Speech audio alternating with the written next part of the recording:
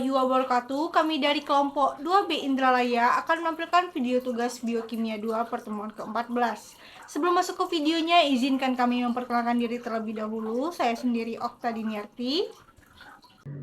Saya Melina Syahani. Saya Ria Istiani. Jadi video yang akan kami tampilkan mengenai sequencing. Adapun tujuan pembelajarannya ialah mahasiswa mampu mengkaji implikasi sequencing dan analisis homologi dalam kehidupan sehari-hari.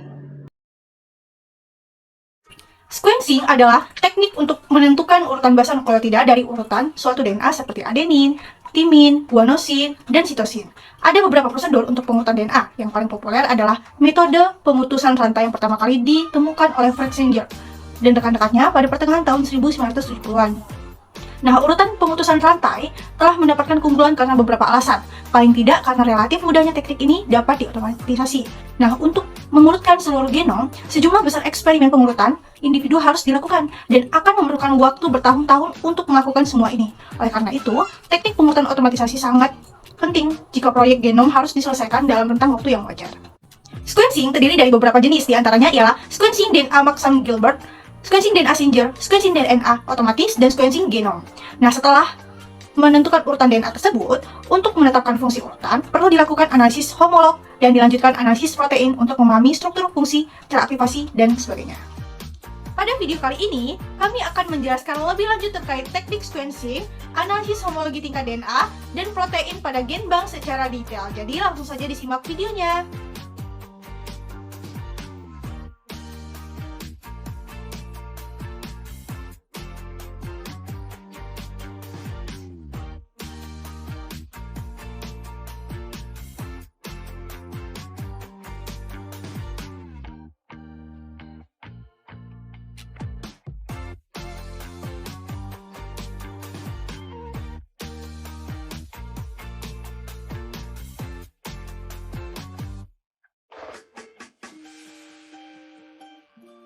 Jenis-jenis sequencing dengan berbagai tekniknya. Yang pertama, sequencing DNA Maxam-Gilbert. Dalam metode ini, satu fragmen DNA berlabel akhir terkena kerusakan spesifik. Bahan kimia yang digunakan untuk menginduksi kerusakan DNA adalah dimetil sulfat, natrium hidroksida, asam format, hidrazin, dan hidrazin dengan adanya natrium klorida. Perlakuan ini terbatas sehingga rata-rata hanya satu basa di untai yang rusak. Modifikasi dan pada akhirnya penghapusan basa menghasilkan titik lemah dalam molekul DNA yang rentan terhadap pembelahan. Selanjutnya, DNA terkena piperidin pada suhu tinggi untuk memutuskan untai pada posisi melemah. Karena reaksi ini dilakukan pada populasi molekul, elektroforesis reaksi menghasilkan tagar produk pembelahan yang sesuai dengan posisi basa itu di sepanjang untai DNA. Produk dari modifikasi kimia berbeda di elektroforesis di jalur sebelah pada gial dan baca untuk menentukan urutan DNA-nya. Pada gambar, G, A, R, E, dan C mewakili reaksi kimia spesifik yang mengidentifikasi relatif posisi basa guanin, adenin, purin, dan pyrimidin, dan juga sitosin. Dalam contoh ini, fragmen diberi label di ujung 5 membaca dari bawah ke atas gel. Pola pita sesuai dengan urutan 5 aksen, G, G, T, A, C, G, C, C, T, G, A 3 aksen. Sequencing DNA Sanger. Metode ini memanfaatkan beberapa fitur DNA polimerase. Kemampuannya membuat salinan yang tepat dari sebuah molekul DNA, arah sintesis enzimatiknya 5 hingga 3. Persyaratannya untuk untai DNA primer untuk memulai sintesis, dan persyaratan untuk 3 OH di ujung primer. Jika 3 OH tidak tersedia, untai DNA tidak dapat diperpanjang oleh polimerase. Jika di deoksinukleotida, analog dasarnya tidak memiliki 3 OH ditambah ke dalam reaksi sequencing enzimatik, ia dimasukkan ke dalam untai yang tumbuh oleh polimerase. Namun, setelah DDNTP digabungkan, polimerase tidak dapat menambahkan basa tambahan ke ujung untai.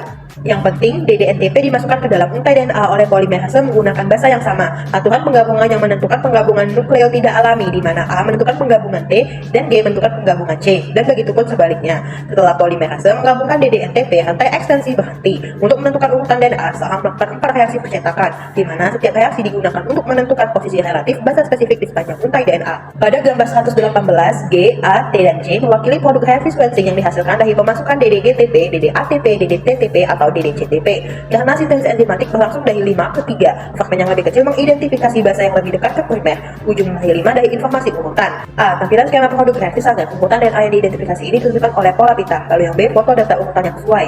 Sequencing DNA otomatis. Sequencing otomatis digunakan untuk memisahkan produk reaksi pengurutan, mendeteksi dan mengumpulkan data dari reaksi, serta menganalisis urutan basa secara otomatis dan menyimpulkan urutan basa tersebut dari fragmen DNA. Nah, sequencing otomatis ini mendeteksi produk eksistensi yang mengandung tag fluorescence, memungkinkan peneliti menghilangkan radioaktivitas dari proses pengukuran DNA. Nah, panjang urutan yang dapat dibaca menggunakan sequencer otomatis tergantung pada berbagai parameter, tetapi biasanya berkisar antara 500 dan 1000 basa. Pada gambar tersebut, data sequence awal dikumpulkan pada sequencer DNA otomatis. Nah, 4 warna menunjukkan kerabat dari posisi basa dalam fragmen DNA. Nah, setiap garis vertikal 4 warna sesuai dengan reaksi urutan yang berbeda. Nah, fragmen yang lebih kecil atau lebih dekat katoda akan mengidentifikasi basa yang lebih dekat ke primer atau 5 aksen ujung urutan informasi. Untuk gambar yang bagian B-nya itu merupakan bagian dari perwakilan urutan yang dianalisis di mana ditentukan oleh sequencer otomatis. Sequencing genom. Strategi ini dibagi menjadi 2 kelas besar, yaitu acak atau terarah. Pilihan strategi dipengaruhi oleh urutan fragmen yang akan diurutkan. Secara acak, fragmen DNA besar dipecah menjadi fragmen yang lebih kecil yang dimasukkan ke dalam vektor cloning. Diasumsikan bahwa jumlah informasi yang terkandung dalam klon yang lebih kecil ini setara dengan yang terkandung dalam fragmen DNA asli. Banyak klon yang lebih kecil dipilih secara acak. Tempat DNA disiapkan untuk reaksi sequencing, dan primer berlabel fluoresensi yang akan berpasangan dengan DNA vektor urutan yang berbatasan dengan disisipkan digunakan untuk memulai reaksi pemurtaan. Selanjutnya, urutan fragmen DNA asli dikonstruksi oleh komputer perakitan urutan yang diperoleh dari fragmen DNA yang lebih kecil. Strategi terarah biasanya digunakan untuk menyelesaikan proyek urutan. Strategi pemurtaan terarah atau primer berjalan dapat digunakan untuk mengisi celah yang tersisa setelah fase acak pemurtaan fragmen besar dan sebagai pendekatan yang efisien untuk pemurtaan fragmen DNA yang lebih kecil. Strategi ini menggunakan primer DNA yang menempel pada template di satu sisi dan bertindak sebagai sisi awal untuk pemanjangan rantai. Pendekatan ini membutuhkan pengetahuan tentang beberapa informasi urutan untuk merancang primer. Analisis homologi. Setelah menentukan urutan DNA untuk menetapkan fungsi urutan tersebut, perlu dilakukan analisis homolog. Metode yang paling umum digunakan adalah BLAST, nyaman digunakan melalui layanan online, memiliki akses ke database DNA dan protein utama, dan menyediakan alat yang mudah digunakan untuk menampilkan dan menganalisis output. Seseorang juga dapat mengunduh BLAST ke komputer lokal untuk penggunaan internal. BLAST mencapai kecepatannya dengan menghilangkan sebagian besar komputasi dan memfokuskan upayanya pada jalur dengan skor tertinggi melalui matriks. Ini dilakukan dengan membuat indeks dari urutan query dan kecocokannya dengan skor tinggi. Kecocokan yang mengarah ke keselarasan yang signifikan diperpanjang sejauh mungkin untuk memberikan hasil yang homolog yang paling tinggi. Analisis homologi ini dilakukan sebagai berikut. Mula-mula, masuklah ke website NEDI. Selanjutnya, masuk ke program Blast Sequence Similarity, urutan DNA atau protein yang telah diperoleh. Selanjutnya, disubmit ke Blast Sequence Similarity pada GeneBank. Selanjutnya, GeneBank akan melakukan analisis homologi dengan fragmen DNA atau urutan asam amino yang disubmit. Berikut, ini salah satu contoh analisis homologi. Analisis protein dengan mutagenesis in vitro. Meskipun HRT dan HART dapat mengidentifikasi produk translasi dari gen cloning, teknik ini hanya memberitahu kita sedikit tentang protein itu sendiri. Beberapa pertanyaan utama adalah pada hubungan antara struktur protein dan cara aktivitasnya. Cara terbaik untuk mengatasi masalah ini adalah dengan menginduksi mutasi pada gen yang mengkode protein dan kemudian menentukan pengaruh perubahan urutan asam amino terhadap sifat produk translasi. Dalam keadaan normal, mutasi terjadi secara acak dan sejumlah besar mungkin harus disaring sebelum ditemukan yang memberikan informasi berguna. Sebuah solusi untuk masalah ini disediakan oleh mutagenesis in vitro, sebuah teknik yang memungkinkan mutasi terarah dibuat pada titik tertentu dalam gen cloning. Berdasarkan penjelasan sebelumnya, dapat disimpulkan bahwa sequencing adalah teknik untuk menentukan urutan DNA. Sequencing ini terdiri dari beberapa jenis, diantaranya ialah sequencing Maxam-Gilbert, sequencing DNA Singer, sequencing DNA otomatis, dan sequencing genom.